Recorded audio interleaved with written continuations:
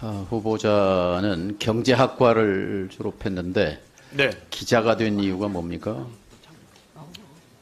일단 고등학교 때부터 기자가 되길 원했습니다. 고등학교 때부터. 네. KBS 20기인가요? 네, 공채 시킵니다.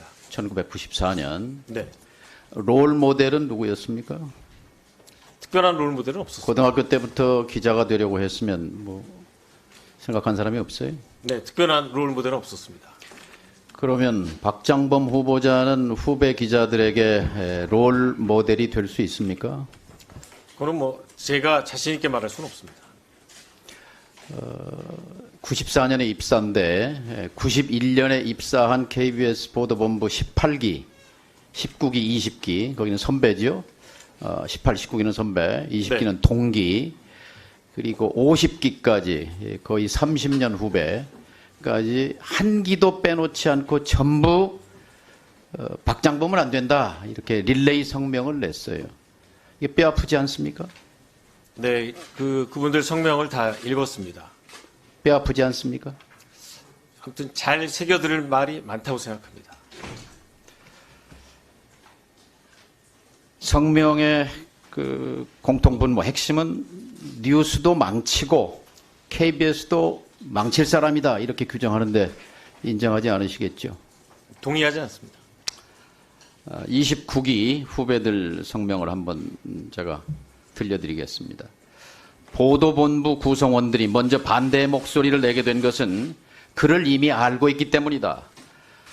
리포트 제작자와 뉴스 앵커 관계 속에서 뉴스를 만들어 오면서 그가 어떻게 KBS 뉴스를 훼손해왔는지 겪어봤기 때문입니다. KBS 뉴스 진행자로서도 결격인 그가 KBS를 이끄는 리더가 되는 것은 부적절합니다. KBS를 망가뜨리는데 일조한 그가 이제 공영방송 KBS를 더 큰 수렁에 빠뜨릴 수 있을 것이라는 위기감의 발로입니다. KBS 사장은 KBS 얼굴입니까? KBS를 대표하는 얼굴 중에 하나죠. 얼굴이지요. 보도본부 32기 33명의 취재기자와 촬영기자들은 이렇게 성명합니다. 박근혜 정권 때 사회부장이었던 후보자는 최순실 사건과 관련해 관련 기사들을 애써 외면하고 박근혜 최순실 게이트를 비호하고 은폐하는 데 앞장섰다. 인정하십니까? 인정하지 않습니다. 그랬던 박장범이 KBS 사장이라니 가당키나 한 일인가? 보도본부 42기 후배들입니다. 10년차 기자인데요.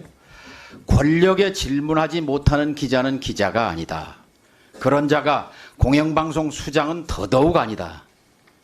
박 후보자에게 촉구한다. 더 이상 KBS를 정권에 아부하는 수단으로 이용하지 말라.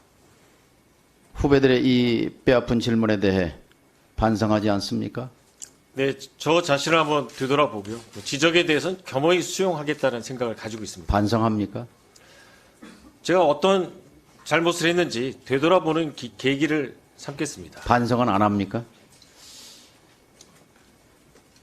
특별히 뭐 성명서에 대해서 반성할 생각은 없습니다. 성명서가 아니고 그 지적에 대해서.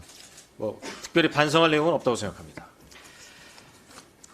만일 대통령을 인터뷰하는 기자가 이렇게 질문한다면 대통령이 야당과 소통하지 않는다. 그래서 야당은 대통령을 독재자라고 부른다. 어떻게 생각하십니까? 이런 질문을 한다면 이것은 기자의 질문으로서 적절한 것입니까? 아닙니까? 제가 이제 할 수 있습니까? 후배 기자가 한 프로그램에 대해서 평가하긴 뭐하지만요. 아니 저라면 그렇게 문재인 기자가 전 대통령을 질문한다면 기자가 할 향해서 수 있는 질문인가요? 아닌가요? 저라면 문재인 전 대통령 향해서 독재자란 표현을 쓰지 않습니다. 문재인 정부 시절에 문 대통령과 신년 인터뷰한 같은 KBS 보도본부 출신 송현정 기자의 인터뷰 질문입니다. 대통령이 많이 불편했을 것입니다만 권력에 질문하지 않는 자는 기자가 아니다라는 후배들 성명에 부합하는 질문입니다. 후보자는 윤 대통령에 대해서 조만한 파우치에 대해서 질문했습니다. 대통령에 대해 불편한 질문입니까? 대통령의 심기를 생각한 질문입니까? 그 주제 자체가 대단히 불편한 질문이었을 거라고 생각합니다. 후보자는 혹시 타임지 편집장이 쓴 아부의 기술이라는 책을 본 적이 있습니까? 없습니다. 아부는 인간의 본능이고 아부는 기술이다. 아부는 특별한 목적을 추구하는 기술이다. 파우치는 아부라고 생각하는 국민이 많은데 인정하십니까? 파우치는 사실, 팩트입니다. 상품명입니다. 조만한 파우치는 즉석에서 생각한 겁니까? 오래 생각해서 고민한 질문입니까? 조그만한 파우치라고 한 적은 없고요. 파우치라고 한 다음에 영어를 풀어서 조그만한 가방이라고 했습니다. 사전에 나오는 표현입니다. 가방, 조만한 가방 파우치, 매치나 되치나 마찬가지입니다. 파우치라고 말할 때 시청자는 누구였습니까? KBS 프로그램을 보는 분들이 시청자죠. KBS를 보는 시청자들이 파우치를 알아들을 사람이 몇 %나 될까요? 그래서 이 파우치라는 용어를 쓴 다음에 외래어를 쓴 다음에 저는 텔레비전 보도에서 파우치라는 말을 처음 들었습니다. 그 시청자는 윤 대통령과 그 부인이었을 것입니다. 디올백을 디올백이라고 부르지 못하고 조만한 파우치라고 부른 후보자의 심정은 아버지를 아버지라고 부르지 못한 홍길동의 심정 같은 것 아니었습니까?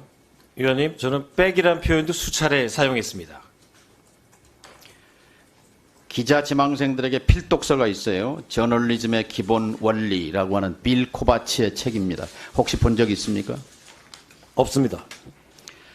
이 저널리즘의 기본 원리 핵심 원칙 10가지를 서술하는데 그중에 1번, 2번이 뭐냐면 독자와 시청자를 속이지 말라. 절대로 조작하지 말라. 이 두 가지입니다. 디올백을 조만한 파우치라고 돌려 말한 것은 명백히 시청자를 속인 것입니다. 조작한 것입니다. 인정하십니까? 기자한테 제일 중요한 것은 팩트 파인딩이고요. 그 공식 명칭은 디올 파우치입니다. 사실과 다른 박장범 부분이 있다면 후보자는 사과하겠습니다. 언론인 맞습니까? 저널리스트 맞습니까? 네, 맞습니다. 저널리즘의 어원을 아십니까? 대선배님께서 말씀해 주시면 경청하겠습니다.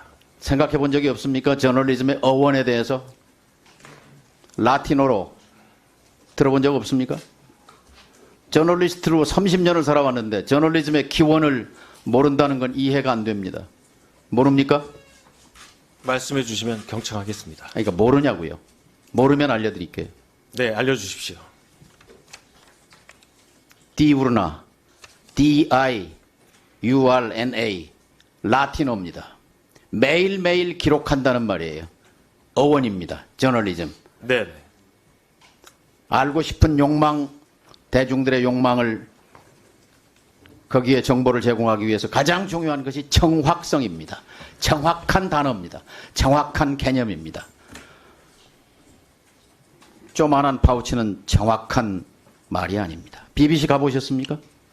네. BBC 보도 준칙 핵심이 뭐예요?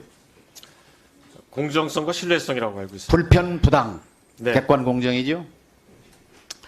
위장 전입은 그렇게 명확하게 사과하면서 이 조만한 파우치에 대해서는 좀 시원하게 사과할 용이 없습니까? 위원님, 조그만한 파우치라고 한 적이 없고요. 파우치에 대해서. 파우치에 대해 사과할 용이 없어요? 사실관계가 틀렸으면 제가 사과합니다. 하지만 그 제품의 사과할 공식... 이유는 세 가지입니다. 첫째, 권력에 대한 아부가 명백하기 때문입니다. 두 번째, KBS의 명예를 실추했기 때문입니다. 세 번째, 국민의 눈높이에 이것은 부정확한 표현입니다. 국민은 파우치를 모릅니다. 네, 의원님 말씀과 지적 잘 새겨 듣겠습니다. 사과하시는 게 좋을 것 같습니다. 권력의 눈치를 보는 언론, 저널리즘, 권력에 봉사하는 저널리즘, 언론은 저널리즘이 아니고 언론이 아닙니다. 민주 공동체를 파괴하는 일입니다. 저널리즘이, 언론이 충성해야 할 대상은 시민입니다. 동의하십니까? 네, 맞습니다. 동의하신다면 깨끗하게 사과하십시오. 부적절한 표현이었다고. 거듭 말씀드린 것처럼 그 파울 디우치는 상품명입니다. 네, 한민수 위원님 질의해 주십시오.